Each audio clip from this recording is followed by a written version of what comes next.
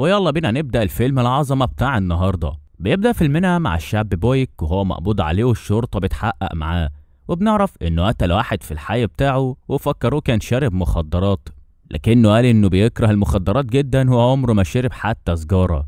الضابط قال له يعني امك تاجرة مخدرات وانت ما بتشربش؟ بويك قال له امي كانت بتبيع المخدرات عشان تصرف على تعليمي، وكانت حنينة عليا وعمرها ما ضربتني ولا هنتني زي ما حصل معايا هنا.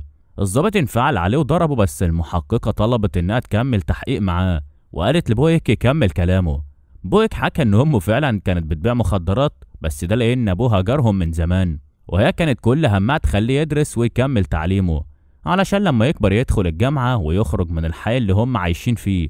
كانت عايزة ليه حياة افضل لانه طلع وسط المجرمين والعصابات، لكن للأسف قبضوا على امه واتحكم عليها ب25 سنة سجن. ولما كبر كانوا الناس في الحي دايما بيعايروا بيها ومش سايبينه في حاله، وهو ما كانش بيرد على حد، لكن برضه ما كانش بيستحمل الكلام اللي كانوا بيقولوه عليها. وفي يوم الحادثة في واحد استفزه جامد وقال على امه كلام مش كويس، وقامت خناقة بينهم. بس بعدها صاحبة بويك جات وفضلت تتحايل عليه يمشي، وفعلا سابه ومشي، لكن الراجل فضل يقول كلام في عرض امه. وساعتها الدنيا سودت في عين بويك وما فكرش، وقف فجأة وطلع السلاح وضربه خلص عليه. وعلشان بويك كان لسه تحت السن ما خدش حكم تقيل، ودخل الإصلاحية ومركز إعادة التأهيلة والإصلاح. المفروض المكان ده اللي يصلح من الشباب اللي عملوا جرايم، بس الحقيقة ده كان عبارة عن جحيم. أول ما دخل بويك كان معاه واحد تاني اسمه فلوك. مدير الإصلاحية قعدهم قدامه وبدأ يسأل شوية أسئلة، بس لما لاحظ إن مفيش خوف في عينين بويك اتنرفز عليه وقرر يعاقبه. وبكل برود قال له لو بصيت لي تاني أنا هخلي عيشتك هنا جحيم. وبعدها خدهم على أوضة تانية ونده على سجين قديم اسمه ألبير، وده دراعه اليمين وسط المساجين، وقال له النهارده أول يوم للكتاكيت دول، عايزك تعلمهم النظام كويس وتوصل الكابتن ده عشان شكله عنده فضول وبيتكلم كتير. ألبير بص لهم كده وابتسم وقال ما تقلقش يا كبير أنا هظبطهم. وأول ما المدير خرج ألبير راح لبويك وقال له أنا عاجبني بنطلونك اقلعه. بويك مرضيش يعمل مشاكل وفعلا قلع البنطلون، وفضلوا يتريقوا على فلوك ويضحكوا عليه. وبعدها جابوا مكنة حلاقة وقصوا شعرهم بالكامل هما الاتنين، بس دي كانت مجرد البداية واللي جاي كان أسوأ. العيال حسوا إن الوقت اللي هيقضوه في المكان ده هيبقى كابوس، بس الفرق إنه كابوس حقيقي ولازم يعيشوه كل يوم. والزنزانة كانت ضيقة جدا وصغيرة على عددهم، ومفيش أي مساحة شخصية لحد، والكل فوق بعض كأنهم حيوانات مش بشر. ولما الليل دخل ألبير بعت مساعده وينادي على شوية مساجين، وبعت واحد لفلوك وقال له الريس عايزك، وبرضه قال لبويك وانت كمان. بس بويك رفض يتحرك وفضل نايم مكانه، وخدوا فلوك بالعافية وحطوه قدام ألبير. والمسكين وقف قدامه وهو بيعيط وبيتوسل لانه يسيبه، لكن بكل برود قال له ما تخافش ده اول يوم ليك وبعدين هتتعود بالتدريج. وعرض عليه اختيارين، يا يقبل يعمل اللي هو عايزه يبقى بتاعه بس وتحت امره، يا يرفض وساعتها هيخلي كل راجل في المكان ده يأذيه. والرعب والكسرة اللي في عينه خلوه يستسلم، وألبير عمل معاه حاجات مش كويسة، وكل رجالته اتلمت على بويك ونزلوا فيه ضرب لما كسروه. وتاني يوم كل المساجين راحوا للأحواض عشان يستحموا، وبويك كان واقف تحت المايه ساكت وعينه في الأرض وما بيقولش كلمة. لكن فجأة ألبير ورجالته لفوا حواليه وقرب منه وقال له انت فاكر نفسك حاجة؟ انت هنا بتاعي هستعملك وقت ما اكون عايز، ولو عايز تبقى حاجة يبقى تدفع. بويك قال له بس انا مش معايا فلوس وانت عارف. قالوا له يبقى تركع قدام سيدك، وحاولوا ينزلوه على رجليه قدامه على الارض. ولما حاول يرفض اتعاملوا معاه باسلوبهم، وكان عندهم قاعدة اي حد يعارض او يعاند بيتعاقب ب5 ركلات، واللي بيبدأ الركلات دي بيكون هو الزعيم ألبير. وبعد ما ضربوه نده على فلوك وقال له يضربه. فلوك اتصدم وقال له لا مش هقدر، بس ألبير زعله وقال له لو ما ضربتوش هتاخد نفس العقوبة بتاعته، وكل حاجة هو اتعرض ليها هتتكرر معاك. فلوك ما كانش قدامه حل واضطر، مع انه ما كانش عايز يأذي بويك، وبدل ما يضربه جامد ضربه كده ضربة خفيفة وزقه بعيد. بس ألبير برضه مش عايز يسيب بويك، فأمر واحد من رجالته يخلص عليه وقال له بكل غل نضف المكان منه. بس بويك حس بالخطر وعرف ان لو اتكسر مش هيقوم تاني، وبدل ما يستسلم صد الضربة وحاول يحمي نفسه.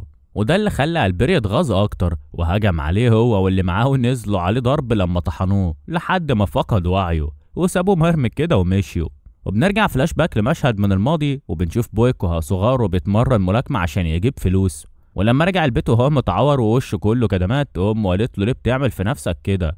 قال لها بصوت مليان وجع: الناس بتسخر مني علشانك وبيعايروني لانك بتبيع مخدرات، وانا عايزك تبطلي الشغل ده، مش عايز اعيش من فلوس المخدرات، انا كبرت وعايز اكسب فلوسي من عرقي. وبنرجع تاني وبنشوف المدير بيفوق بويك وقال له: معاك 5 دقايق تلم نفسك وترجع لزنزانتك. وفلوك كان واقف ومستنيه، واول ما المدير مشي راح له واعتذر له لانه ضربه، وقال له: انا ما كنتش قادر ارفض، انت عارف انا مش قدهم، واداله برتقانه ياكلها كنوع من الاعتذار ليه. وبعدها مدير السجن قال لألبير: الحيوان ده ادى لبويك اكل، انت مش مسيطر شكلك كده في السجن، انا اشرب سيجاره تكون هدبته قبل ما اضرب الجرس، والا محدش هينقذك مني وهشوف حد غيرك يكون دراعي اليمين. اول ما المدير خرج ألبير ما استناش وهجم على فلوك وبدا يضرب فيه قدام الكل من غير رحمه، وكل المساجين واقفين وهو بيتفرجوا وساكتين ومفيش ولا واحد منهم اتحرك.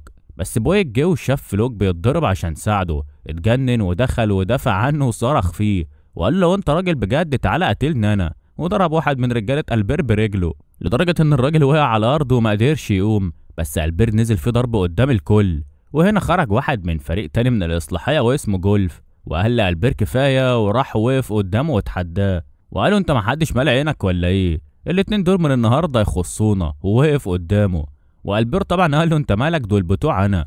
والموضوع كان هيقلب بخناقه بين الفريقين، لكن زعيم الفريق التاني واللي اسمه جوس اتدخل وقال جولف خلاص اختار واحد بس فيهم.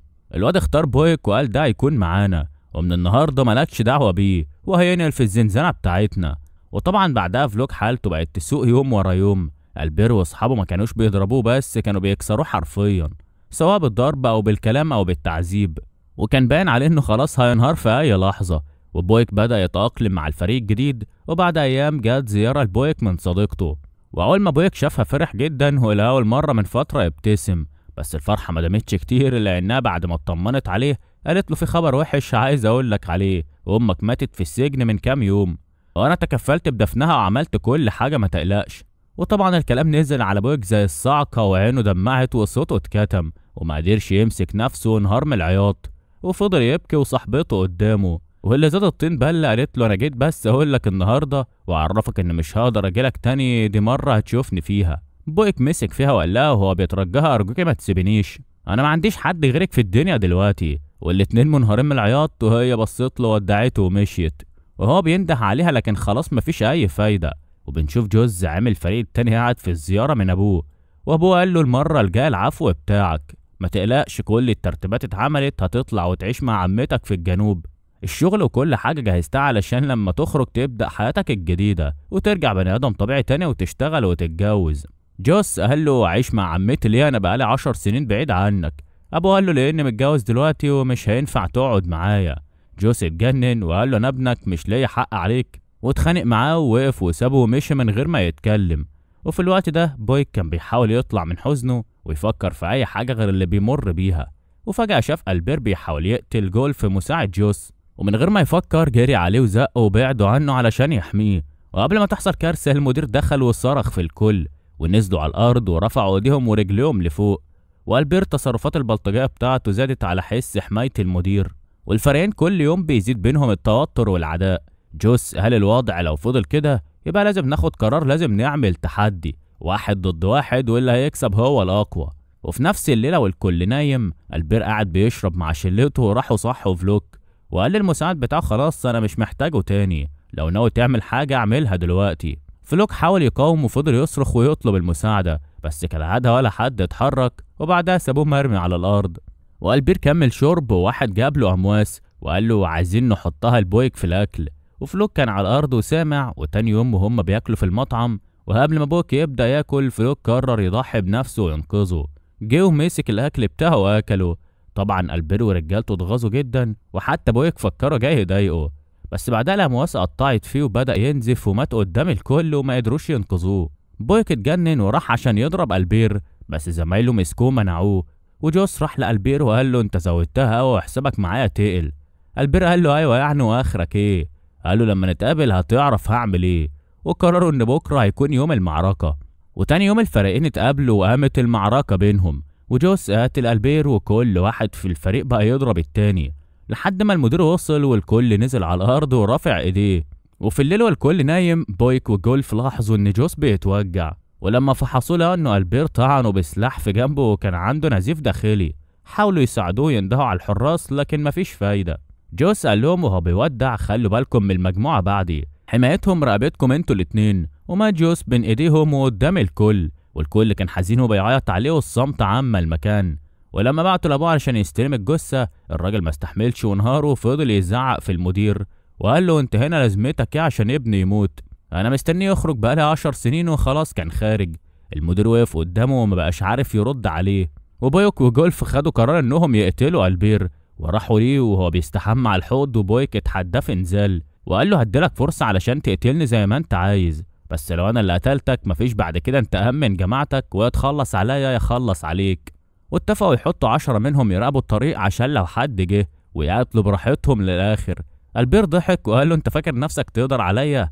وفي الليل بويك كان بيستعد للقتال وبيسن سكينته وعينه كلها انتقام. وبص الجولف وقال له سمعت ان الناس قبل ما تموت بتعيط وتنادي على امها، انا لسه افتكرت امي النهارده وحاسس اني هموت بكره واروح لها. جولف رد عليه وقال له بص ما تدخلش نفسك في دايره افكار سودة، اللي هيحصل بكره هنشوفه لما يجي، احنا كده كده هنموت اكيد في يوم. وتاني يوم كل السجناء اتجمعوا حوالين الحمام والمكان كله مليان ناس جايين يتفرجوا على المعركه. وجولف قال لألبير يخلع هدومه اللي لابسها كلها لانه كان حاسس ان في غش. البير استغرب وقال له مين قالك كده؟ هو جوزها قالك في الحلم ولا ايه؟ وفعلا لما قلع كان حاطط درع تحت الهدوم، وبمجرد ما مسك السكينه هجم على بويك وكان متاكد انه هيقتله. والمعركه بدات والخوف كان باين على بويك شويه، واول ما السكينه جرحته الرعب بان عليه اكتر. والبير حس انه خلاص قرب يقتله، بس بويك ما استسلمش، حاول يرد ويهجم عليه، بس البير كان لعيب وبيعرف يتحرك وكل حركات بويك كانت مكشوفه. وفجاه بويك افتكر حركات الملاكمه وبدا يعملها، واول ما لقى الفرصه وقع البير على الارض وما رحموش. نزل عليه طعن في جنبه كذا مره والبير بيطلب المساعده من رجالته، والمساعد بتاعه حاول يساعده لكن جولف وقفه وحذره. وفي الاخر بويك خنق البير اللي قاله، فضل يقول له انا بستسلم سيبني، لكن على مين؟ بويك ما سابوش الا لما قطع النفس ومات. وبعدها المدير وصل وصرخ في الكل ونزل ضرب فيهم، ورجعوا باقي المساجين على الزنازين. ومسك بويك وجولف وفضل يضرب فيهم وكان باين عليه الغضب جدا، وقال لهم لو مش فارق معاكوا تعيشوا او تموتوا يبقى احنا ليه نهتم بيكم ونخاف عليكم؟ ما هو باين الصراحه. وسحبهم الاتنين على الحبس الانفرادي. وهناك جولف حاول يطمن بويك وقال له ما تفكرش كتير، احنا ما عملناش حاجه غلط، حاول تنام شويه خلاص الشر اللي في المكان مات. وتاني يوم الصبح جولف صحي ولقى بويك لسه صاحي وباصص على الشباك وساكت. وبعد شويه المدير جه، بس المره دي ملامحه مختلفه شويه، دخل ومعاه اكل وميه وقعدوا قصادهم وقال لهم جبت لكم اكل نضيف من بره، لو دايما عايزين تاكلوا اكل كويس كده يبقى لازم تخرجوا من هنا، طول ما انتوا قاعدين جوه حياتكم عمرها ما هتكون كويسه. وبعدها قال لهم جه الوقت هننقلكم لسجون تانيه الحياه فيها احسن من هنا بكتير. وقبل ما يمشي جولف وبويك وقفوا قدامه وقالوا له شكرا على كل حاجه حتى لو كانت بسيطه، واتحركوا ناحيه العربيات اللي هتنقلهم. ولما ركبوا بويك بص لجولف نظره اخيره بيودعوا فيها، وركبوا العربيات وبويك راح لسجن جديد. والمدير هناك قابله وقال له انت بقى اللي عامل فيها شبح، ومسكه من الجرح وقال له شكلك بتاع مشاكل وناشف وهتتبسط معايا قوي هنا. واضح انها بدايه لمعاناه جديده لبويك، والهدف من الفيلم ان ممكن غلطه واحده تدمر حياه انسان للابد، ففكر 1000 مرة قبل ما تغلط وتضيع مستقبلك بإيديك في لحظة غضب كلها شوية وهتروح. وبكده بينتهي ملخص فيلمنا النهاردة.